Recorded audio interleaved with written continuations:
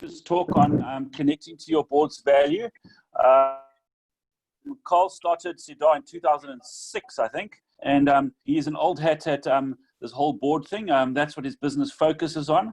I don't want to take away too much from him, but I just want to, his first line from LinkedIn is increasing business profitability, value and sustainability by creating and supporting high performance boards.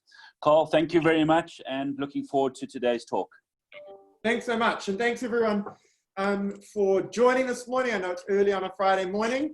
Thankfully, you can do your exercise a little bit later in the day now with our improvement or change in our lockdown regulations.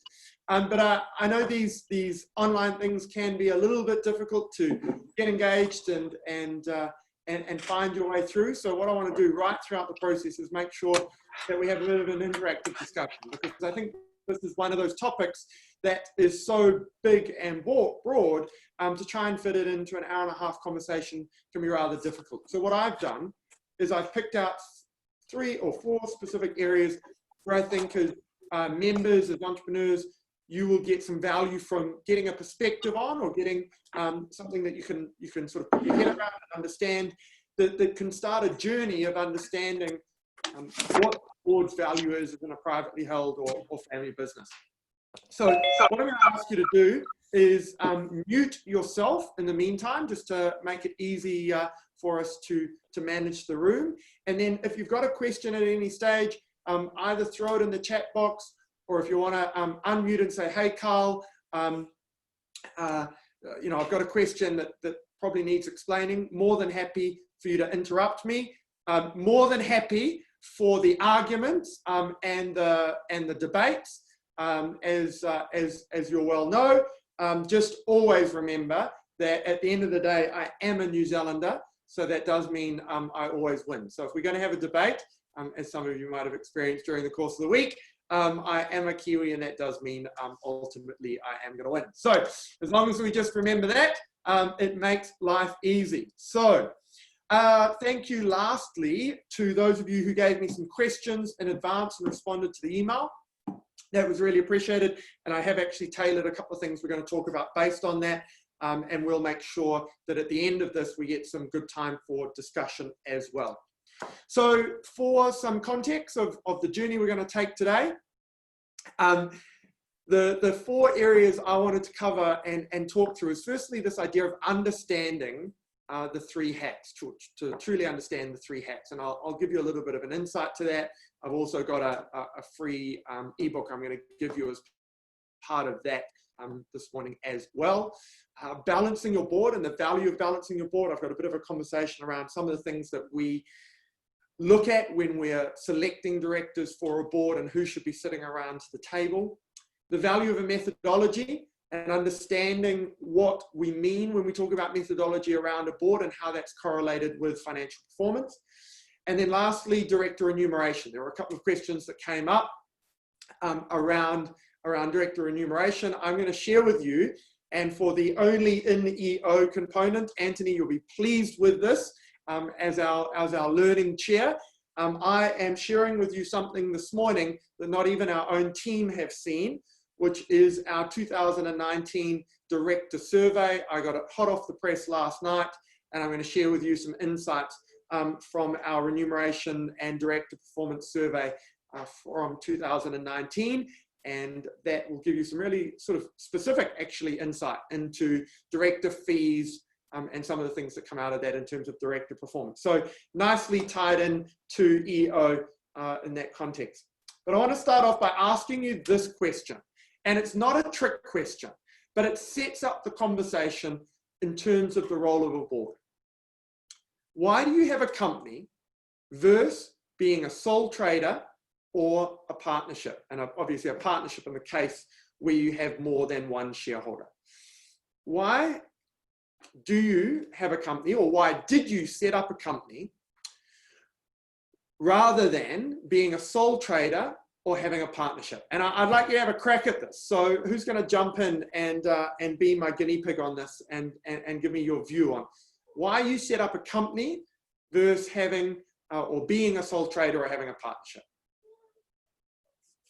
Remember to unmute yourself or throw it into the chat box there. The question there is, will the recording be shared? As long as there's no in-forum conversations that happen, we'll share the recording, or we'll cut the in-forum parts out. Okay, so someone says limited liability. Brilliant, right on the money. The reason why we have a company is we want, as entrepreneurs, this thing called limited liability. We want to create a company in which we can experiment and set up this idea we have, or get this thing going. And doing that, we asked the law for this thing called limited liability. This is despite the fact that every entrepreneur on this call has created a company to get limited liability, but from day one destroyed the limitation of that liability. In other words, opened yourself up to liability through the actions and the way you've operated your company. And we can have a little bit more discussion in a moment. But the point about limited liability is this. In creating a company, to get the benefit of limitation of liability, of having a company, you have to understand that you also give up some rights. And often as entrepreneurs, we take the view that it's our company, it's my business, I get to run it my way. Well, I hate to tell you that that's not what the law actually says. The law says when you asked for this thing called a limited liability company, when you handed over the right to your idea to a third person called your company, you also handed over a number of rights around the way that is operated. And I'm gonna share with you a little bit about where your liability now in a company sits. Not liability from a legal perspective. I'm not here to teach you on the law this morning, but from a practical perspective, where is the liability in your journey as a director created? And it's actually really simple, but I'm going to talk about that in a few minutes' time. The point I wanted to make at this part of the conversation is, so often people say to me, yes, but Carl, it's my company. At the end of the day, I get to make the decisions. At the end of the day, ... And the point I'm wanting to make is you chose to give up some rights. You chose to chew, or you chose this thing called limitation of liability. You wanted the protection of the law, and in taking the protection of the law on your journey, you had to give something up. And that's really where this conversation begins. The second point I wanted to make is it's extensively recognized that governance increases your bottom line and the financial results achieved for shareholders and for other stakeholders. The research internationally, and here I reference my book, but in the book is actually a lot of the research from around the world. Whether you're a family business that is looking to go from generation 2 to generation 3, or generation 5 to generation 6, the research out of the United States, where a lot of the family researchers, and also in Asia, where a lot of the family researchers, it's proven that having effective governance, and by that we specifically are referring to the role of a board and the role of independent directors, increases the longevity, the sustainability, and the long-term profitability of those family businesses. As entrepreneurs, if you're going on the journey of ultimately wanting to list or sell to a big brother or something like that, the research, again, worldwide, shows the correlation between effective governance and the price-earnings ratio that is achieved at point of sale.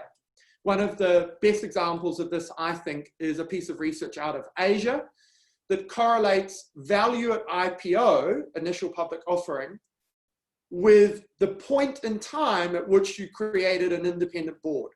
And the point the research makes is, around the world, there are mandatory periods prior to IPO that you have to have had independent directors. And what the research says is the earlier you put in place a board prior to the mandatory period, because obviously in the mandatory period you have to have it, the earlier you put it in place prior to the mandatory point in time, the more your price earnings ratio is at the point of IPO. So really what we see globally in both the academic research and the commercial research is this direct I suppose, proving of the point that the role of a board is there to serve you as a shareholder and serve your stakeholders, team members, suppliers, creditors, etc., over the long term.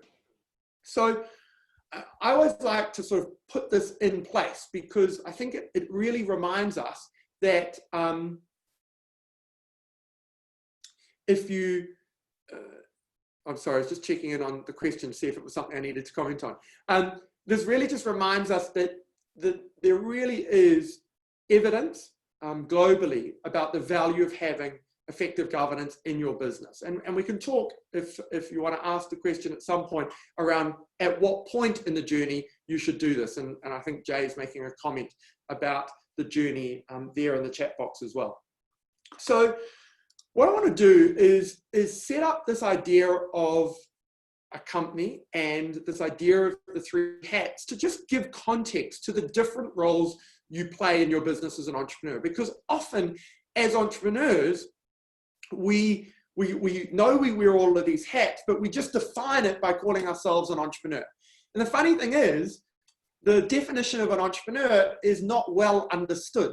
And so I'm actually going to ask you, and I'd love you to put this in the chat box, and this is a little bit of a test, because we are the Entrepreneurs Organization, so theoretically we should know the definition of an entrepreneur. So I'm going to ask you, what is the definition of an entrepreneur? I want you to put in the chat box, what is the definition of an entrepreneur?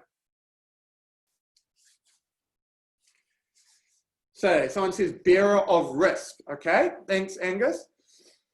Someone who starts a new business. Okay. What other ideas have people got? What is the definition of an entrepreneur? A risk taker that wants the freedom to achieve their objectives.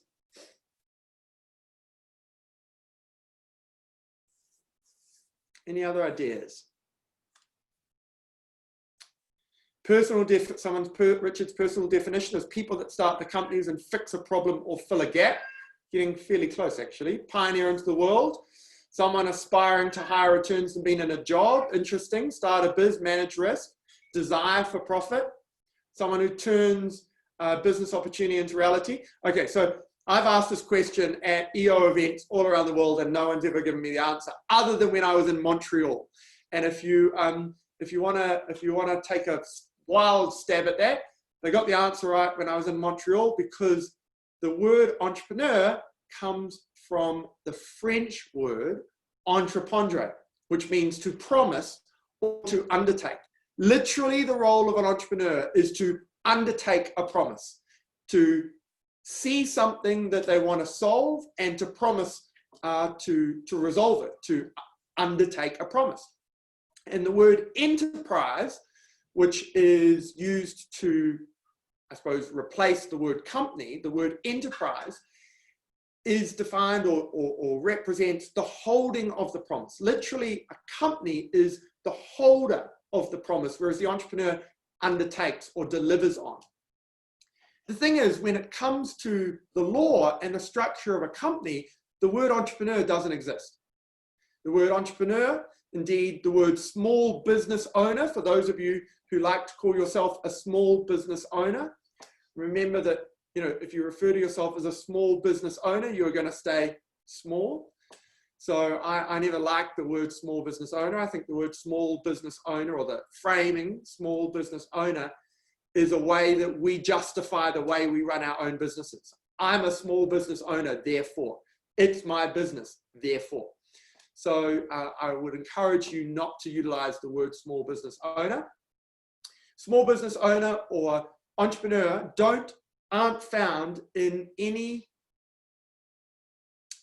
legislation, any guidelines, anywhere in the world. So when we start talking about the idea of a company and the roles that you play, it's important to recognize that this word entrepreneur is something that gives a sense of what we're about, but it actually doesn't have a place in the framework of your business.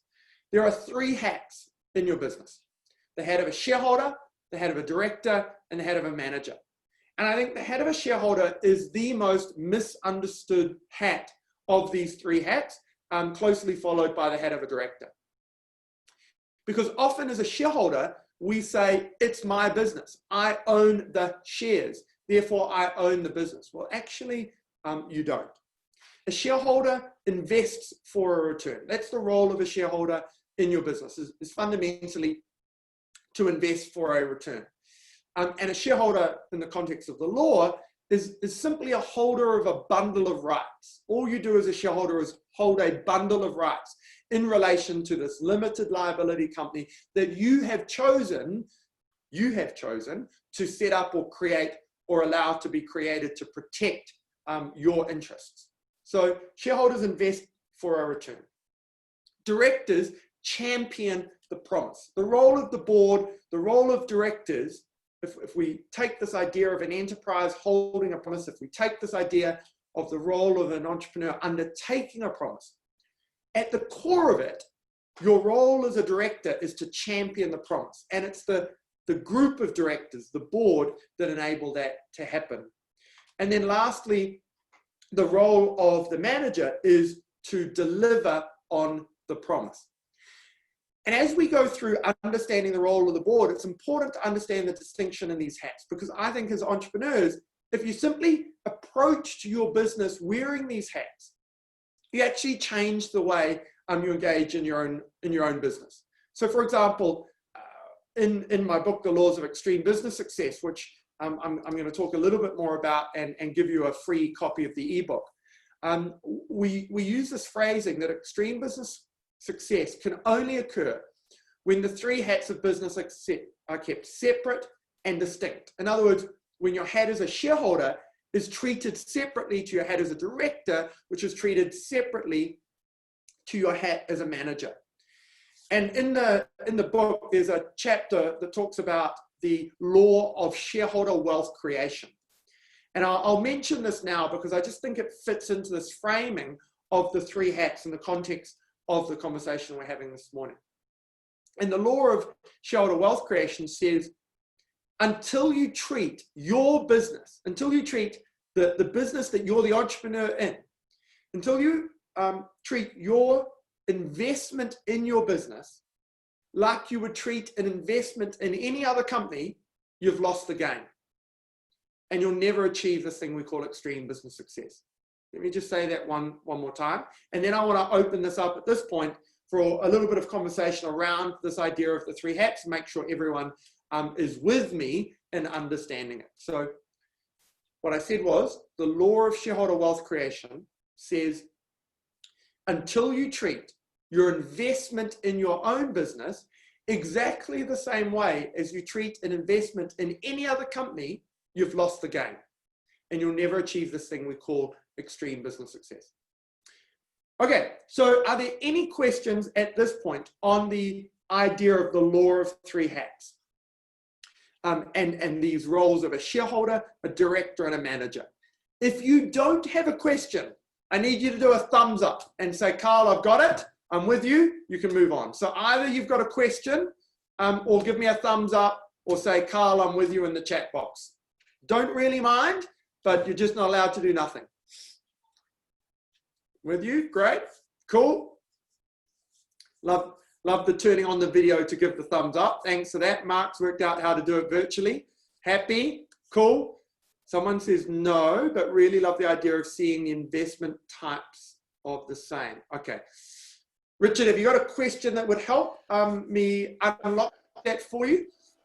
No, sorry. What I mean is no, I don't disagree. I do see the value in the three hats, okay. And I love the idea of seeing, because I've never had the lens where I see my own business with the same view as I look at my investments. It's been a completely different category for me.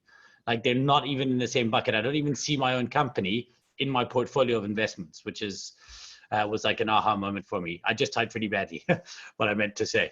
No worries, got it then. And funnily enough, just for anyone who owns rental property, the test of this is if you own a rental property, I guarantee you know more about the numbers to do with your rental property than you do your own business. So for example, if I ask you what the rent is you're receiving on your rental, you'll know. If I ask you what the interest rate is you're paying on the loan to the bank, you'll know. If I ask you what you paid for the house, you'll know. If I ask you what your rough guesstimate, but reasonably fair market reference point for your rental property is, you would know.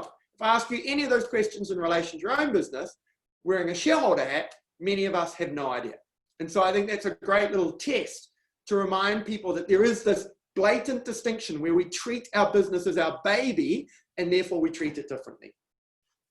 So I want to get a little bit more highbrow now, and I want to talk a little bit about and give you a definition for what we would call a high-performance board and a high-performance director. I'm going to talk a little bit about when you should think about putting a board in place, and then I'm going to move on to digging into the value of a methodology and balancing your board. So, a high-performance board. What is a board that's doing a good job? And I'll talk about and share in a few minutes what a board is, because I think even in some of the answers I got on the email that was sent around, people talk about their board as including their executive team and including people who work for them. And so we'll define in a minute what a board actually means. But what is the role of a high-performance board, or what is the definition of a high-performance board? At the Sadar Group, we talk about a high-performance board as being one that, through its rhythm, keyword, and decision-making, holds the company accountable.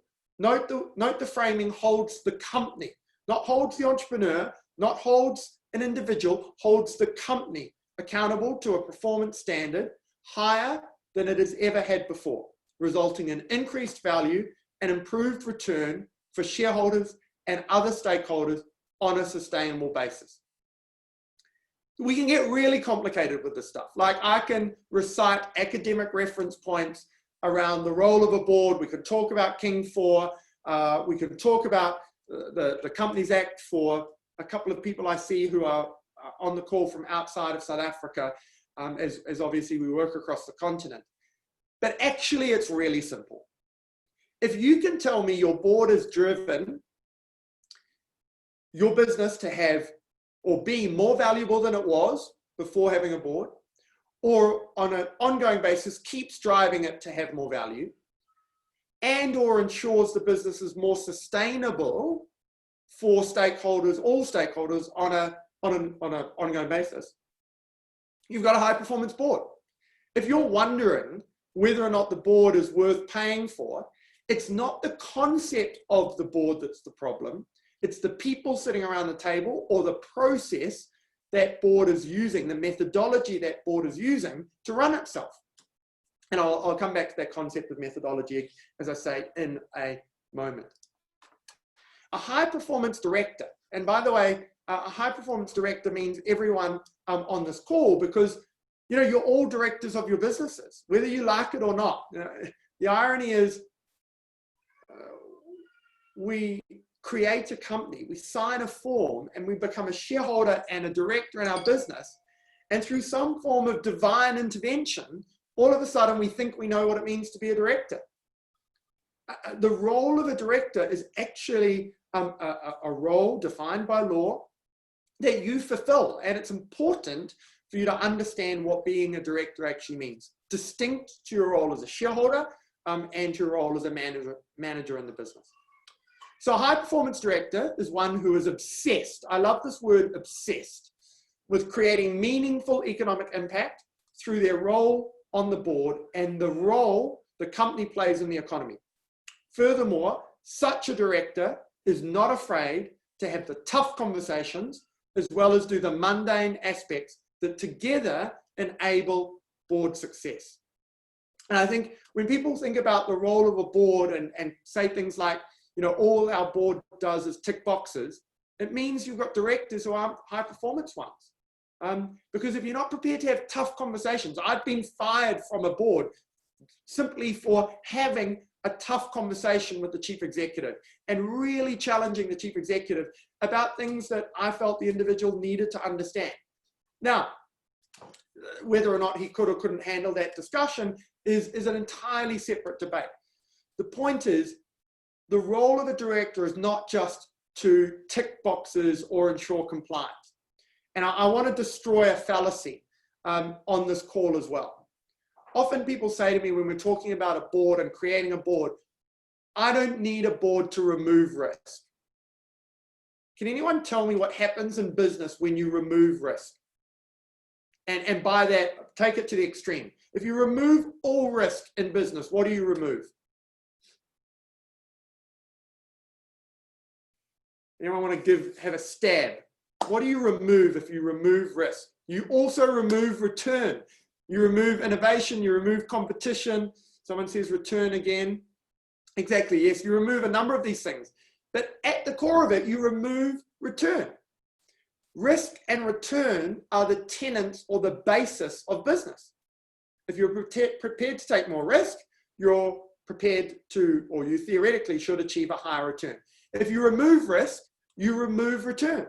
A board can't remove all risk and shouldn't endeavor to remove all risk. What a board should do is ensure that risk is being managed and mitigated where possible within the construct of the intention of the particular business. And I'll take that one step further just for context. In my property business, so one of the things I'm involved in is residential rental property across New Zealand and South Africa. We have a large residential rental portfolio that we've been building over a period of 20 years. I'm prepared to take significantly higher debt in my property business compared to my services business. Okay, it's logical, but that's a risk decision. As a director, I don't have one sort of standard of risk. I have to choose my risk relative to the business in which I'm acting as a director in. Any questions on either of these definitions?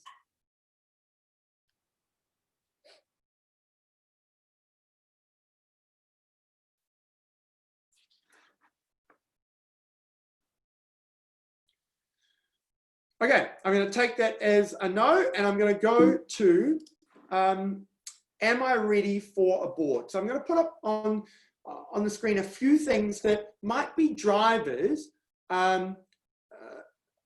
for whether or not you're ready for a board. But just before I do that, I'm going to answer, Dustin, your question.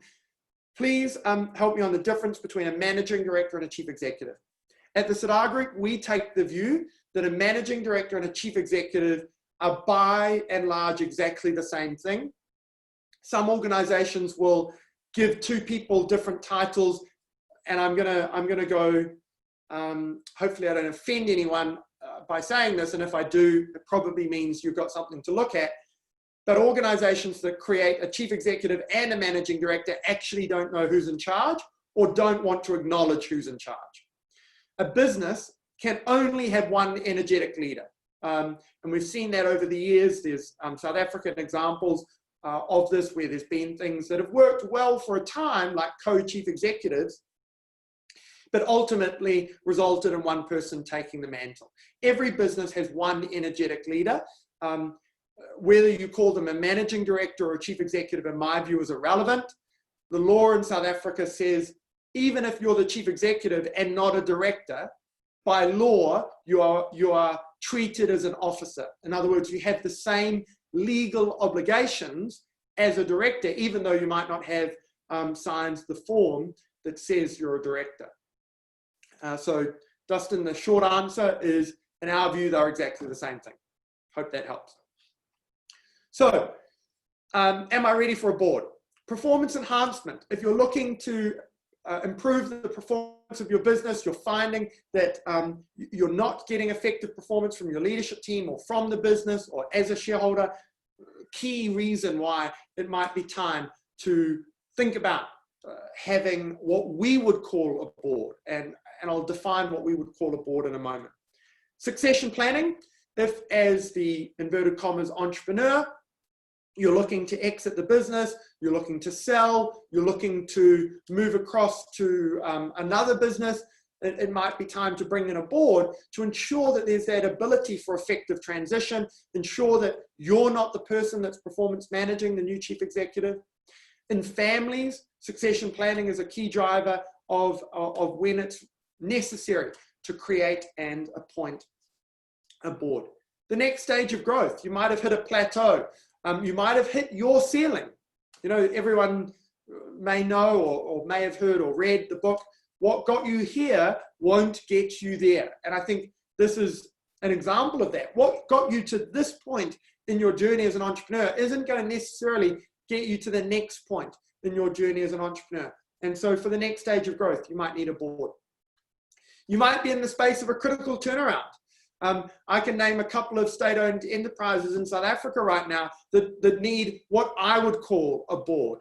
And it's really critical that they have effective boards with the ability to make the decisions and drive those organizations forward for a sustainable South Africa into the future. Generational change. There may be a fundamental shift from one generation to another happening in a family, and you need a board to enable that. You can't run a family business sustainably over multiple generations without accepting at some point there has to be formality around the board. And you know, we've been working with a number of families. One that's got 8 generations currently involved in the business in Mauritius that we've had to bring in independence and work with them in creating a board. Others, it might be simply the generational change from father to son, or mother to son, or you know, father to daughter, or whatever other connotations that I need to state in order to be politically correct about all of the versions of generational change. But the point is, there could be generational change going on, and you want to use a board to do that, to prepare for sale. There is an absolute correlation between the quality of a board process and the value you get at IPO or at sale or at transaction point. We're currently actually working with an entrepreneur who sold his business without a board in place at the time, and like he's going to end up getting half or maybe a third of what's actually stated in the contract, because he involved lawyers. Lawyers are great, but not necessarily commercially astute. And he had no one other than himself around a significant sale of his business at a time. So they can also help you protect things because they've been there and done that. So preparation for sale is really a key driver. And lastly, confidence for investors. I'm involved in a startup in South Africa that the Sadar Group is actually a shareholder in, and I've become a director and involved in the board of. And we've taken, through formalizing a governance process, that business from a couple of million rand turnover last year to this year we'll do over 100 million rand. And one of the key drivers for that business was confidence for investors, that investors knew or know that there's formality in the way that that business is being run. And whether it's with banks, whether it's with landlords, whether it's with private investors or ultimately sale, a board brings confidence to that discussion. I've had discussions with landlords, and this is probably quite topical for many of us who have leases at the moment, where you've signed personal surety on your lease.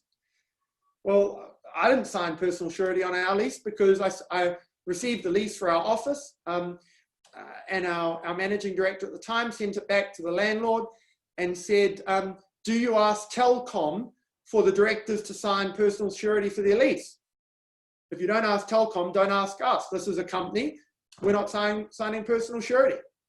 How many entrepreneurs right now in South Africa have a problem in their business because A, they've destroyed the limitation of liability by signing personal surety, and B, have not used the construct of their company to support creating these levels of confidence that enable us to run effective business. So that's sort of a whistle-stop tour on some of the reasons why you might be ready for a board. And this might be quite a good point to sort of touch in and say, have you got any questions on why you specifically could be ready or might not be ready for a board of directors? So I'll take a sort of pause at this point and just see if there's any questions that anyone wants to ask on the role of a board, or are you ready for a board? So any questions?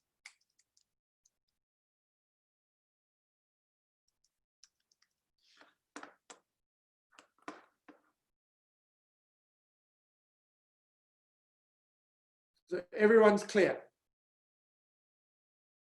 Can an advisory board achieve similar objectives? Okay, great question, Bruce. I want to ask you, why would you choose to have an advisory board?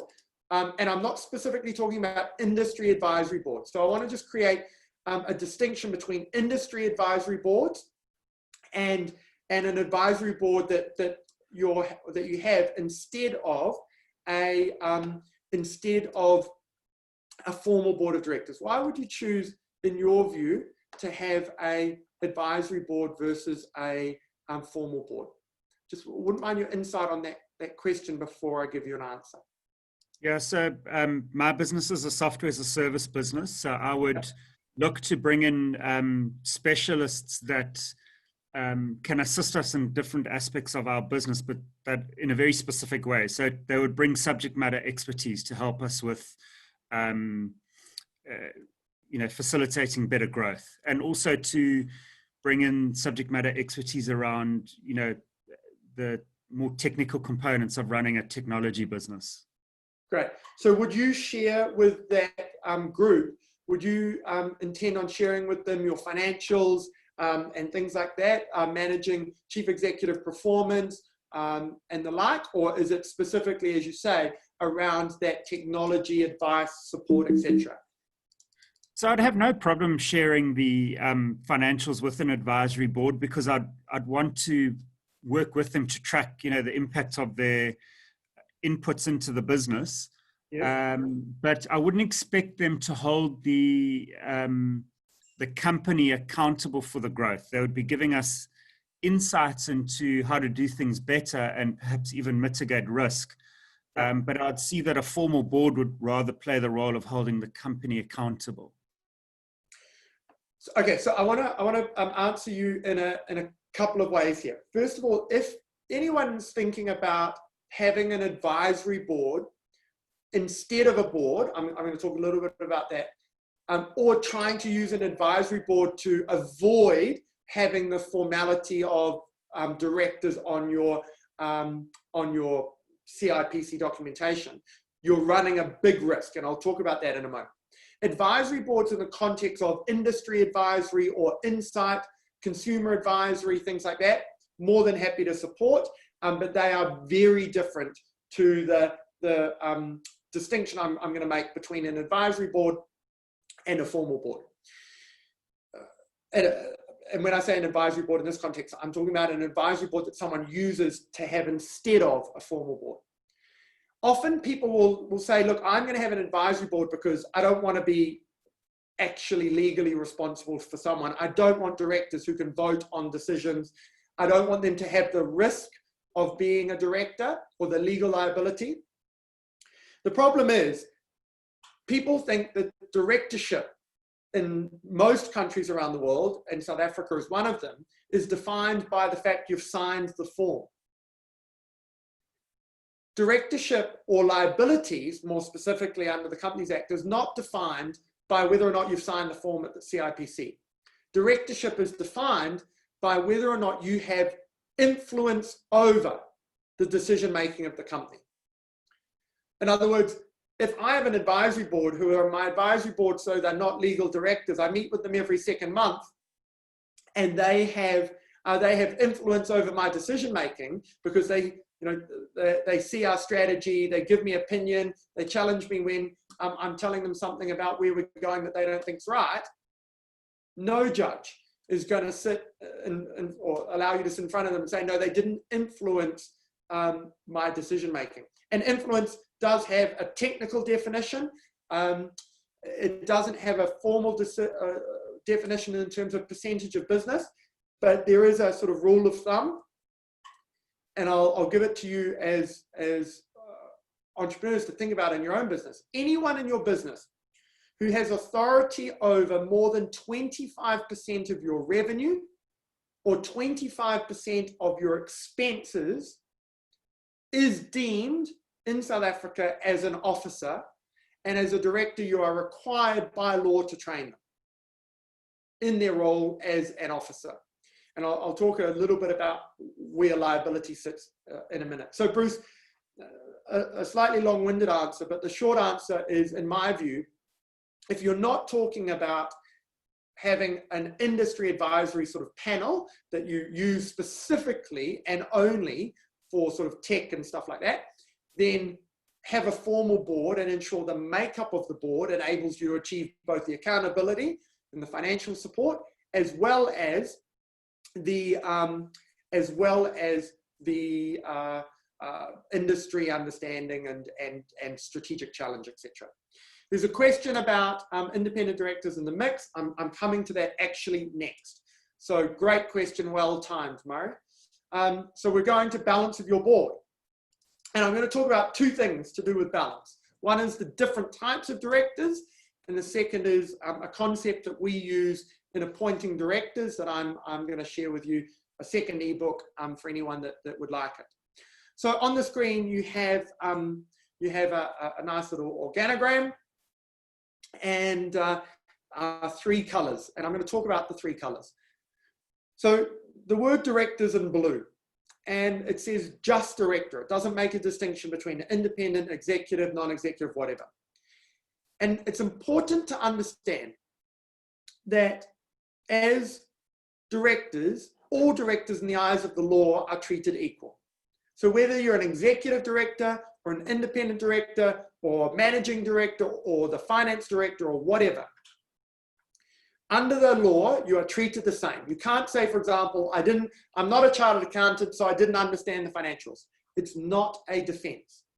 Often there's also reference points used like, he's the finance director, she's the sales manager, and he's the operational director. Those words have no meaning in the eyes of the law, like, for example, finance director or operational director, other than to demonstrate generally the ego that the title is bestowing, which is that the operational director is the guy that runs the factory and was given some shares. The finance director, she's actually the one in charge and who makes the calls. And the sales director was given the title of director to make him feel happy and sort out his ego when he got upset when the company was created a couple of years ago. And I'm being flippant, but the point I'm making is you've got to understand that the title director bestows legal responsibility regardless of where you sit in the company. The green side is executive directors. Executive director is not defined by whether or not you have an employment contract. Executive director is defined by whether or not you have executive responsibility, part or full-time. So you can be a part-time HR manager for the business going in 2 hours a week, but you're fulfilling an executive function, so therefore you are an executive director in the eyes of governance. The yellow side shows what we call non-executive directors. Now, sometimes non-execs and independents get confused. Non-executives are the overarching category. Independent directors are a subset, if you like, of non-executive directors. What makes a director non-executive versus independent? A non-executive director is anyone who has a relationship with the company other than an executive function. So if they're a shareholder, if they provide a service of a description that's not an executive service, like they're a key supplier, or they're the auditor, or they're your lawyer. Worst two people to be directors of your board, auditor or your lawyer. Not because they're bad people, but because they're your lawyer, or they're your auditor. They shouldn't be your director. So important distinction there.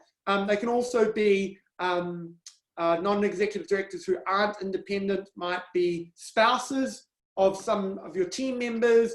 They might be an old shareholder or something like that. Independent directors are people whose only relationship with your business is the role that they play as an independent director. Best practice in creating a board is that you have more non-executive directors than executive directors. I'll say that again, more non-executives than executives. And the majority of your non-executive directors should be independent directors. So just for anyone who's writing that down, executive directors should be less than your non-exec. So your non-executives should be the majority, and the majority of your non-executives should be independent directors. Executive directors, specifically, we advocate the managing director or chief executive. Dustin, your earlier question, you can see it there, MD/CE, and your finance CFO or finance person as a director. If your finance person is at a level that they can be on the board, if your business is a small business and essentially you have an accountant or a management accountant or an accounts clerk, then obviously you wouldn't make them a director. In some industries, you would add someone in that category of other directors. Like if you're a hospital, you would have a chief medical advisor who's generally a director on the board. If you're a technical business, you might have, like Bruce, the conversation we're just having now, you might have a key member of your chief software engineer or something like that as a director on the board. But you would not want to have more than 3 executive directors on the board. The final comment I'll make about balance of a board in terms of numbers, before I answer Dustin's question about observers, is independent non-execs, you need a minimum of 2. One independent director does not enable success and is not correlated with success. And I'll share a little bit about that as we go. Dustin, your question about observers, we don't place them on boards. We don't like the idea of observers as a general rule and as a governance principle. And I'm happy to pick that up offline if there's a specific question in relation to a business that you're wanting to sort of answer. But it just doesn't, it's like having someone on the field when you're playing rugby who's not playing while they're on the field. Now, you know, look, you guys have had enough grace to enjoy the fact that the Springboks beat the All Blacks last year by winning the World Cup, but you didn't actually beat the All Blacks. But that's another story. I know that you know generally you're used to the fact that Springboks sometimes have a player or two who's not playing when they're on the field, and I suppose observers are similar to that. Now, depending on how much of a kickback I get to those comments, will tell me how many of you are actually listening right now. So with that in mind, I'm going to move on, and I want to share with you one other thing we call the Contribution Compass. The Contribution Compass is a natural energy profiling tool. It enables you to understand your underlying natural energy, and more specifically understand how to maximize your contribution and maximize your return as an entrepreneur, but in the context of a board, enables us to ensure how many directors sit around the table are of a similar natural energy. And what that means is different people contribute in a different way. So for example, Inspiring Energies focus on people issues and ask questions around the board table around people issues. Whereas on the left-hand side, the Refining Energy, the Conductor Energy is all about data and analysis. And they look at optimizing financial performance. And they look at what is the data telling us about this business. And they look at a process and system. And they ask questions from that space. It's not about skill set. It's about where you naturally come from a performance perspective and from a question perspective. So in selecting independent directors for boards, we make sure that there's a balance of balance of natural energy sitting around the boardroom table. I don't have a huge amount of time to speak about this now. Would be happy to pick this up offline with anyone, or Anthony maybe do something in the new year specifically on this tool where we could give one of these to members to complete. For now, if you want a copy of the ebook on director appointment and understanding the role of natural energy in that, just flick me an email and I will share that with you. And maybe there's some ways we can do some give back to EO through the use of the Contribution Compass. Interestingly enough, in the YPO world, we use the Contribution Compass in forums, and we give it the Sadar Group gives it to forums to use in understanding who's in their forum and how to get the best value out of their forum. But that's a conversation I'd be happy to pick up offline. I want to move on now to a little bit about methodology. I'm going to share a little bit about remuneration, and then I'm going to open it up for discussion. And what I will do at that point is ask Lara to turn off the recording so that we can have a bit of an in-forum session around questions and answers you might have that aren't sort of general questions that you're happy to ask as I'm going through some of this content. Can I just do a check-in with you though at this point? Are you getting value from this conversation so far? Just give me a thumbs up or a 11 out of 10 or whatever it is. Just give me a sense of, are you getting some value? Is this practical? Brilliant. Good. Okay. I'm pleased to see that. Awesome.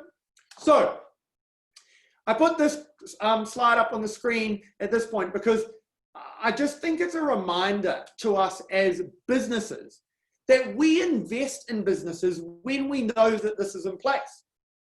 Simply, there is a reason why when we invest in other companies, we expect there to be more than 1 or 2 directors. We inherently know that a board supports a business's growth and increases its value. You know this. The question is, why don't you do it in your own business? Why is your business different? Why is your business so special and so unique and so different that these concepts that we understand that we would apply to anything we would go and invest in, we don't apply to our own business? And I'll leave that challenge on the table for you. So moving along from there, I want to go to the value of a methodology and just talk a little bit about methodology. Again, you know, this is a massive subject. So I'm trying to put a lot of stuff into a short period of time for you to just get what I see as sort of 3 or 4 tenets of understanding the value of a board. And then from there, hopefully you will go on your own journey of starting to understand more about what this means. So there's a question about what non-execs should charge, and I'm going to give you some fairly specific answers to that in a minute. So the value of a board. There are 3 key things that you've got to think about whenever you make a decision in your business. They are care, which is about your approach to decision making; skill, which is about your knowledge, your commercial acumen, and your self-development; and diligence, which is about your preparation and your attention to detail. So when you act as a director in your business, it's really important to think about, am I applying care in my approach to decision making? Am I applying skill? And am I applying diligence? Now, people often, and there was one of the questions came up, is a formal board going to stifle me as the chief executive? And I often say to people, a board will hold the handbrake on a managing director or a chief executive who consistently doesn't deliver on what they say they will, who isn't accountable for their performance. And a board will push the accelerator, put their foot down harder on the accelerator on an entrepreneur who can go further faster. So yes, a board sometimes will be the handbrake, but a board isn't going to be the handbrake on an entrepreneur that consistently delivers. And you know, my board knows when I come to our board and our structure and say, guys, this is something I want to do. They know the things that I'm good at. They know the things that I deliver on, and they know when to believe me when I say, look, trust me on this. So they apply their care, their skill, and their diligence in determining, is this something we should just let Carl run with? And other times, when they apply Freudian slip, when they apply care, skill, and diligence, they go, this isn't something Carl's good at. And even though he's telling us to trust him, we know that he's not good at this. And we actually need to put the handbrake on and work out how we're going to sort this out. So the short answer to the question about the fear of stifling is it's about having people sitting around the table that understand the role of being a director and understand the methodology that they're running the board by, to enable you to know what it is that you can do and run with, and what it is that has to go to the board for the board to make decisions on. And I'll give a fairly specific example of that. If you don't have a delegation of authority in your business that says, this is what I do as the chief executive, and this is what you're allowed to do as a manager or as an employee, and you complain that people don't take accountability, people can't take accountability if they don't know what you're allowing them to do. So it's really important, as a really simple win, to have a delegation of authority.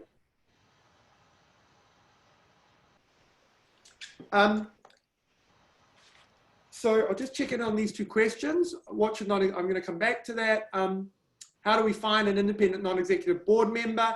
As it's hard to find someone that you don't know. You should absolutely not find someone you know. If you're listening to me, you're going, Carl, this is brilliant. I really think actually in our business we need to do this. And the first thing you do is you go and you say, oh, let me ring up my mate who I know has just finished on the board of ... You're making the wrong call. I can't answer your statement in full without maybe crossing a line. So suffice to say this, that there are a lot of people out there who are in the business of selecting and appointing independent directors. And it's about choosing and working with someone who you feel most comfortable is going to bring value to your business. I think we'll leave that there for now. Happy to answer any other questions in the Q&A a little bit later on. So what I mean by a methodology. By a methodology, at the heart of it, I simply mean a model, an operating system. How are you running your board? If you go back to that comment I made earlier on, and maybe I'll tell you a little story at this point. I got into the world of directors because at a fairly young age, I was given an opportunity to become an independent director of Arena Manawatu, which is the largest multi-stadia complex in the Southern Hemisphere. And I got an opportunity to become an independent director of a private hospital, which was a specialized aged care facility, a dementia care facility. So I became an independent director at 18 and 19 of those two organizations. At the age of 20, I became an independent director of the Universal College of Learning, which is the largest technical university in New Zealand. It's a government organization. And then I became a director of an organization called Quality Health New Zealand, independent director, which is the New Zealand Council on Healthcare Standards, which essentially meant you couldn't walk into a public or private hospital, a kaupapa Māori provider, which is an indigenous healthcare provider, a private hospital, a physiotherapist or whatever, without my signature on the wall saying this thing was allowed to operate. And so this gave me this insight into the value of independent directors and the roles boards play in successful organizations. And then I turned to my dad's business. My dad's a plumber. He had a large plumbing firm, about 50 guys on the team at the height of the business 10 years ago. And 10 years ago, actually, about this time, funnily enough, it's funny how sometimes things catch you out when you're talking in front of a group, and I'll tell you what's just caught me out. So I was a director of organizations, and I looked at my dad's business and I went, you're missing the point because you're the entrepreneur, you're the only director, you're running this thing, and this thing's going to fail. You're not getting accountability, you're not getting anyone challenging you. But I realized that sitting my dad down and saying, hey, but this is how you run your business is not a fairly effective way of getting someone to, getting your dad to come on side. So I decided to create the Sadar Group and share with other people these insights in a way my dad would understand. My dad's a plumber. He doesn't have a Bachelor of Business Studies. He's not an academic. etc. And what happened in this process was, all of a sudden I was traveling the world talking about the laws of extreme business success and this role of governance. And 10 years ago, at the beginning of this year actually, I was sitting on the back of the jet ski, coming off the river, a place called Wanganui, for anyone who knows New Zealand, and putting the jet ski onto the back of the trailer on my dad's car. And my dad said, "You know those things you run where you talk about boards?" I said, "Yes." He said, "The next one you run, I'll come." Awesome. I left Wanganui and drove down to Wellington, hopped on a plane, flew to South Africa for an event we were running in South Africa. Happened to go to a wedding of a friend this particular weekend, which was quite funny because they were an Afrikaans family. The bride was South African Olympic rower. She started speaking English when she was 21. And they get their only non-Afrikaans speaking friend to MC the wedding. So we're at this wedding in Worcester, out in the what we would call in New Zealand, out in the Wop-Wops, in the middle of nowhere. And I get a phone call from New Zealand. And that phone call was that my dad had had a stroke. He'd had a stroke that on the Richter scale was about a 9.5. So today, 10 years later, Dad still can't talk properly and still can't walk properly.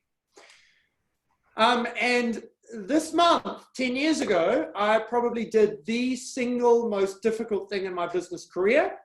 And I'm going to go after this presentation and go and have a look online at the exact date, because I wouldn't be surprised if it was about this time.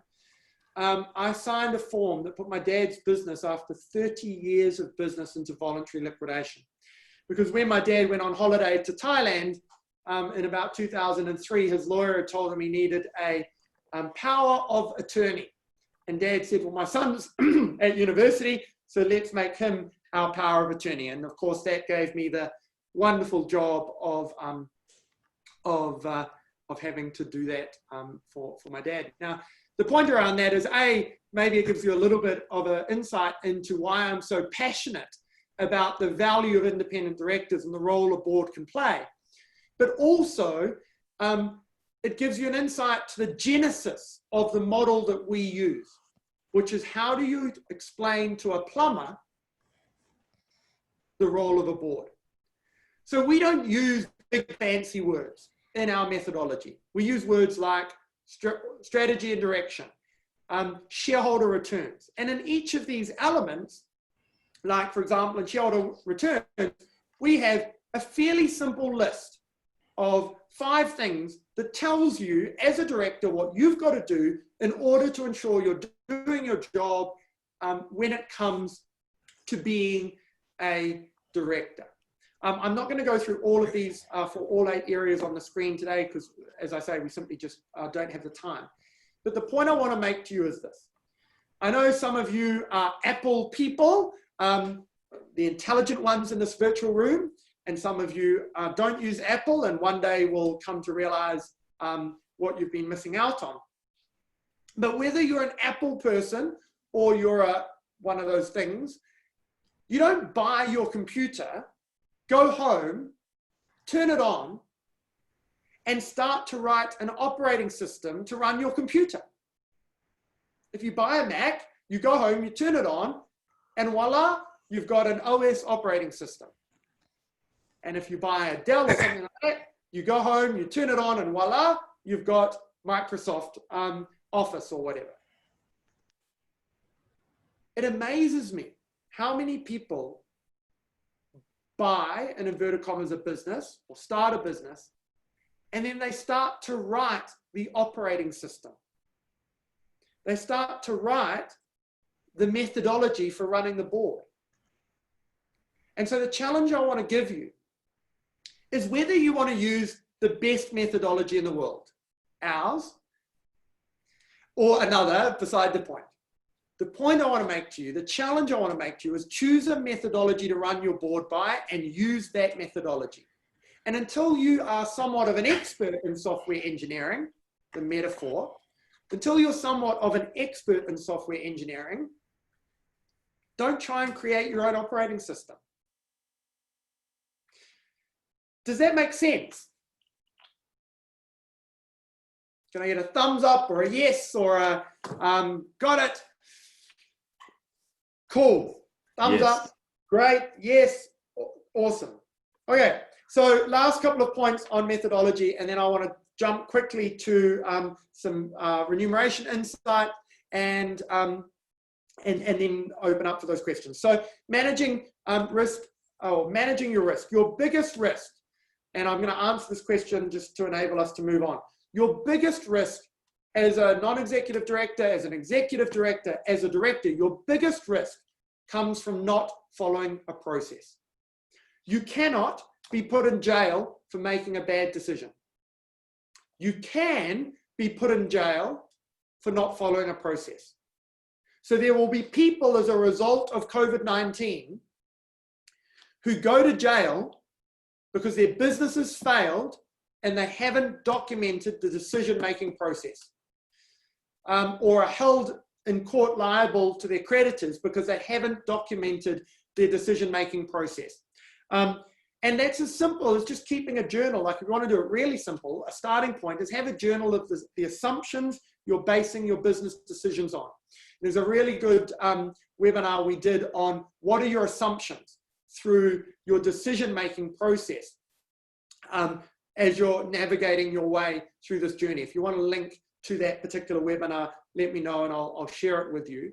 The point I'm making is people often think that being a director is risky, and yes, there is risk. But the point they often miss is the risk is not about the decision you make. The risk is about the process you follow in making that decision. So the last comment on methodology is becoming a value-adding, high-performance director requires time, energy, and guidance. Ultimately, it takes a commitment to your own development. So the last part I promised you that I would go through today is some insight to director remuneration. And I'm literally showing you something that no one else in our business has seen because I got it from our marketing lady last night, marketing specialist last night. And it is our 2019 non-executive and independent director fees, performance and diversity survey for privately held companies and family businesses. I'm going to show you a couple of slides from it quickly. Anyone who wants the full report, it's free to download from our website. And if you would like a copy of it, again, please just let me know. So maybe to make this easy, if you object to receiving it, please let Lara know in the chat box. Otherwise, I will share it with Lara when it's gone through final edit today, and then we will circulate it. So if you object to receiving it, please just tell Lara in the chat box. Otherwise, I'll share it with you because it's some good insight. So a couple of key things that came out of the research this year. Boards with at least one independent director are outperforming boards without one. So this isn't my view of the world. This is not an academic like university theory. This is entrepreneurs, private companies and family businesses answering a series of questions that enable us to understand the value that their business is achieving based on their perspective. Second insight, boards without independent directors are less likely to report an increase of EBITDA. Now, of course, I love that from a marketing perspective. You know, that's just such a brilliant statement. But I want you to understand that the research we do is separate from me.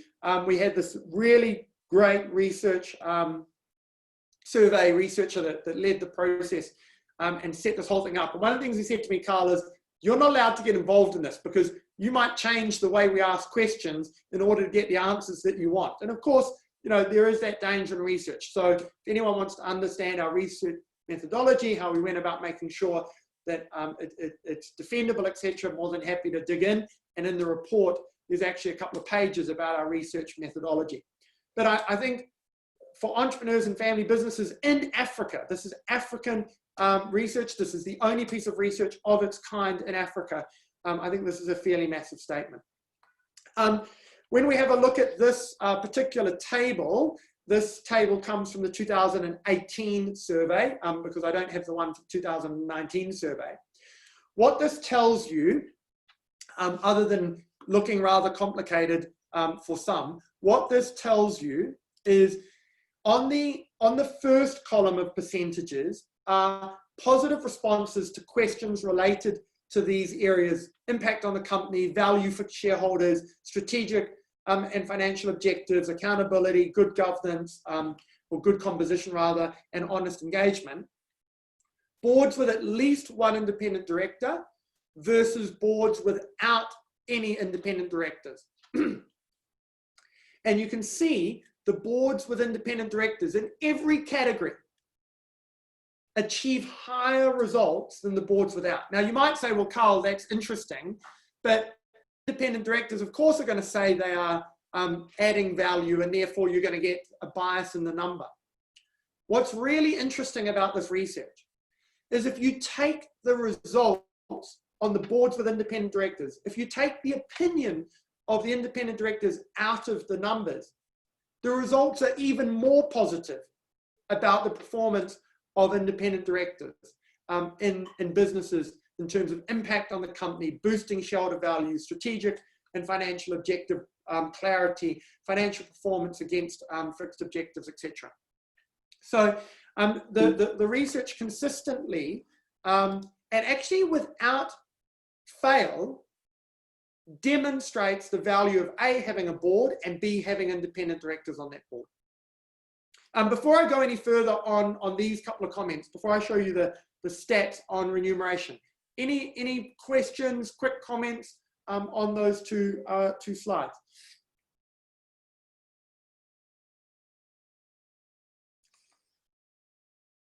Okay, I'm going to go to surveys, to the fees, and then I'm going to open up for some questions.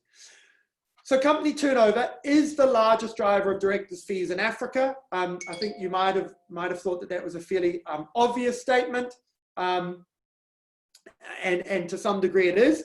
But what the research actually does, and you can look in the report, it looks at turnover differentials based on industry, because, for example, if you're in financial services, you're much more likely to pay your directors a lot earlier in terms of financial results than if you're in manufacturing. So there's some nuances that come through in the data. Directors' fees against company size. There is, I just want you to ignore the top bar. I've picked up an error in the way we've presented it. So this particular graph, and I did say that we were doing some edits today, this graph is accurate up into 5,000 people. So ignore the top bar. That was a marketing enthusiast as opposed to part of the data. So you can see if you've got less than 20 people on your team, you're going to be paying in this particular case, the average was $20,000. I think that's driven particularly by tech services having large, and insurance services having large legal obligations. But I think you're probably more accurate numbers are 21 to 50 through to 500. You can see just the gradual step up. This is in US dollar terms as at August. So US dollar rate as at August, September 2019. So don't use the current rate. You can multiply these by about 14 to get the equivalent Rand rate. So you can see directors' fees step up. This is a good question. This is per annum. All of these are per annum. Fixed fees paid in a variety of ways, but our best practice recommendation is pay your directors' fees monthly on a fixed fee over the course of the year. Independent directors' fees based on company turnover. Again, please ignore the 11 to $20 million graph.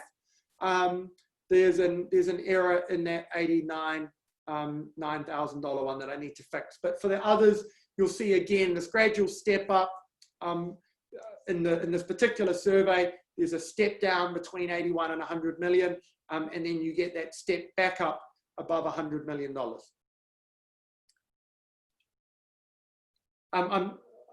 The last thing that came from the research this year, the numbers in terms of regularity of meetings, average number of in-person meetings, 4.1.